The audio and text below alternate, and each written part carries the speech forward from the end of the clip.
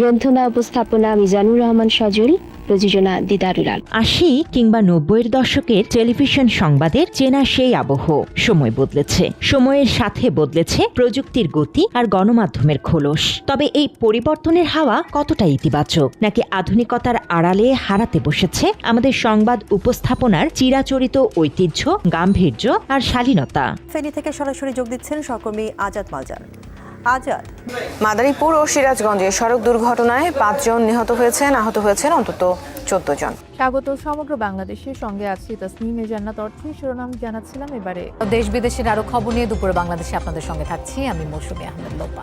একটা সময় ছিল যখন টেলিভিশন পর্দায় অত্যন্ত মার্জিত পোশাক, সুনিপুণ বাচনভঙ্গি এবং এক ধরনের রাজকীয় গাম্ভীর্যের সাথে সংবাদ পরিবেশন করা হতো। দর্শকদের কাছে সংবাদ পাঠক বা উপস্থাপকেরা ছিলেন নির্ভরযোগ্যতা, শুদ্ধ সংস্কৃতি ও শ্রদ্ধার এক অনন্য প্রতীক। কিন্তু সময়ের বিবর্তনে এবং তথাকথিত আধুনিকতার নামে এই চেনা প্রেক্ষাপটেও এসেছে বড় রদবদল।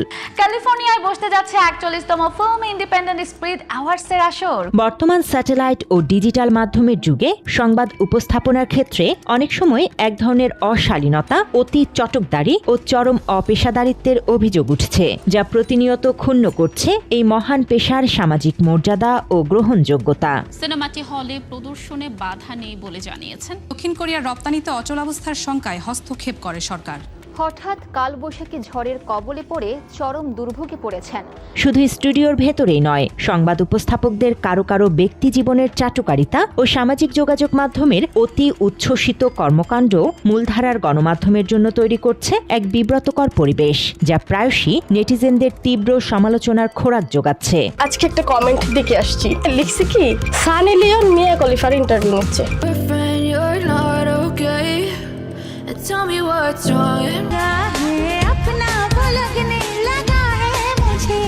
এরই মধ্যে পোশাক ও উপস্থাপনার ধরন নিয়ে নতুন আলোচনা উস্কে দিয়েছে বাংলাদেশ বেতারের একটি সাম্প্রতিক নির্দেশনা। নতুন নিয়ম অনুযায়ী নারী উপস্থাপকরা একপাশে ওড়না রেখে সংবাদ পাঠ করতে পারবেন না। পবিত্র ঈদুল আজহার বাকি আর মাত্র 2 দিন। একই সাথে টি শার্ট কিংবা বড় সাইজের টিপ পরে উপস্থাপনায় বসতেও নিরুৎসাহিত করা হয়েছে। ওয়েলকাম করছি সানডে ডিনার শোবিজ ওয়ার্ল্ডে। ফিডিং ইন্ডিয়া কনসার্ট 2026-এর তৃতীয় খুব একটা সুখকর অবস্থা আসলে নেই নিত্য প্রয়োজনীয় পণ্যের বাজারগুলোতে। কর্তৃপক্ষের নির্দেশনা অনুযায়ী ওড়না সহ সালোয়ার কামিজ, শাড়ি, ফুল হাতা শার্ট এবং প্রয়োজন অনুযায়ী টাই পরিধান করতে হবে। সংবাদ উপস্থাপনায় শালীনতা ও পেশাদার পরিবেশ বজায় রাখতেই এই সিদ্ধান্ত বলে দাবি কর্তৃপক্ষের। তবে এই সিদ্ধান্ত প্রকাশের পর সামাজিক যোগাযোগ মাধ্যমে মিশ্র প্রতিক্রিয়া দেখা গেছে। বাত, ব্যথা, প্যারালাইসিস কিংবা আর্থ্রাইটিস, আধুনিক প্রযুক্তি অভিজ্ঞ বিশেষজ্ঞদের সমন্বিত চিকিৎসার নির্ভরযোগ্য নাম ডিপিআরসি। তবে এই পেশাদারিত্বের সংকট শুধু ক্যামেরার সামনেই সীমাবদ্ধ নয়, বরং পর্দার আড়ালে সক্রিয় রয়েছে ভিন্ন এক অন্ধকার জগৎ। অভিযোগ রয়েছে পর্দার পেছনে এক শ্রেণীর অসাধু সিন্ডিকেট নতুনদের ক্যারিয়ারকে জিম্মি করে নোংরা খেলায় মেতে উঠেছে। যারা এই জিনিসটা হ্যান্ডেল করতে পারে তারা হচ্ছে স্মার্ট। আর আমি যদি কারো নাম প্রকাশ করে বলি যে ওই লোকটা আমাকে বাজে কথা বলেছে, আমি এটার বিচার চাই, তাহলে আমি হচ্ছে খ্যাত, আমি ইন্ডাস্ট্রির যোগ্য না। আমি এই কথাটা অনেকবার শুনেছি যে তুমি মিডিয়ায় কাজ করতে চাও, তাহলে তো তোমাকে মিডিয়ার মতো হতে হবে। মিডিয়ার মতো মানে কি? এই অশোক কুমার রায়ের সাথে তো আমার দেখা হয়েছিল। আমি অডিশন দিলাম, অডিশন দেওয়ার পরে সে আমাকে বললো যে আপু তোমাকে আরেকটু শুকাইতে হবে দিদি। পরে যে আমাকে সাজেশন দিয়ে নিয়ে গেছে ওখানে, তাকে আমার সামনে বলতেছে যে কি তুই 2-1টা বান্ধবী ম্যানেজ করবি, ম্যানেজ করে আমাকে আয়না দিবি, একটু ঘুরতে টুরতে যাবো।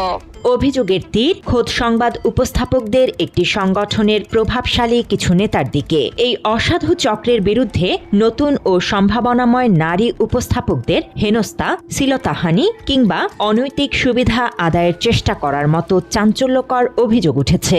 কথা না শুনলে ব্ল্যাকমেইলিং ও সুযোগ থেকে বঞ্চিত করা সহ রাজনৈতিক নেতাদের মনোরঞ্জনে বাধ্য করার মতো গুরুতর অপকর্মের কথাও এখন প্রকাশ্যে। বাংলাদেশে নিউজ প্রেজেন্টারদের বেশ কয়েকটা সংগঠন তৈরি হয়েছে, কিছু আছে মানে গজিয়ে উঠেছে বলতে চাই আমি, ছত্রাকের মতো কিছুটা। এই সংগঠনগুলির কাজ হচ্ছে গেট টুগেদারের ব্যবস্থা করা, বিভিন্ন পার্টির আয়োজন করা এবং কিছু কিছু ক্ষেত্রে তারা আর্থিকভাবে এদিক থেকে লাভবানও হয়ে থাকেন। তো এসব পার্টির মাধ্যমে যেটা হয়, অনেক রাজনৈতিক ব্যক্তিত্বরা আসেন। বিগত আওয়ামী আমলে আমরা যেটা দেখেছি, আওয়ামী নেতাদের সঙ্গে, সবাই না, কিছু আওয়ামী নেতাদের সঙ্গে কিছু প্রেজেন্টারদের একটা সখ্যতা সবসময়ই ছিল।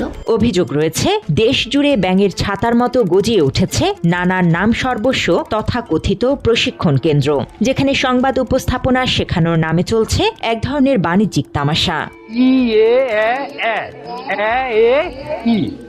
বাংলাদেশে একটি বৃহৎ জায়গা হল কমিউনিকেশন, ব্র্যান্ডিং, মার্কেটিং। যে পেশার মূল ভিত্তি গাম্ভীর্য, নিরপেক্ষতা ও নির্ভুল তথ্য, সেখানে অনেক প্রতিষ্ঠানে পাঠদান দেয়া হচ্ছে চরম হাসাহাসি আর ব্যঙ্গাত্মক ভঙ্গিতে। ফলে নতুনরা পেশাদারিত্ব শেখার বদলে বিভ্রান্ত হচ্ছে, যা পুরো গণমাধ্যম শিল্পের ভবিষ্যৎকে এক বড় ধরনের ঝুঁকির মুখে ঠেলে দিচ্ছে।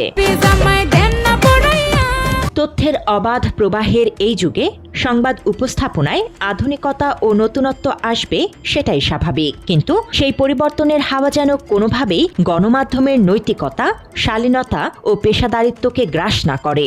এই শিল্পকে বাঁচাতে পর্দার আড়ালের সিন্ডিকেট ভেঙে জবাবদিহিতা নিশ্চিত করা এখন সময়ের সবচেয়ে বড় দাবি।